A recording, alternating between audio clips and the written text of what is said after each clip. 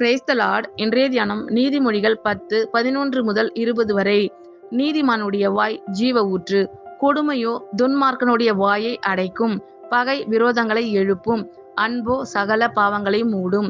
புத்திமானுடைய உதடுகளில் விளங்குவது ஞானம், மதிகேடனுடைய முதுகுக்கு ஏற்றது பிரம்பு.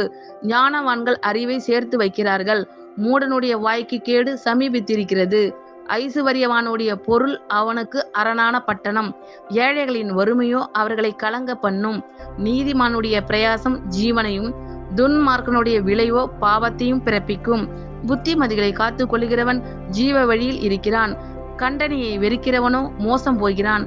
பகையை மறைக்கிறவன் பொய் உதடன், புறங்கூறுகிறவன் மதிகேடன். சொற்களின் மிகுதியில் பாவம் இல்லாமற் போகாது, தன் உதடுகளை அடக்குகிறவனோ புத்திமான். நீதிமானுடைய நாவு சுத்த வெள்ளி, துன்மார்க்கனுடைய மனம் அற்ப விலையும் பெறாது. ஆமேன். கர்த்தர் உங்கள் அனைவரையும் ஆசீர்வதிப்பாராக. God bless you all.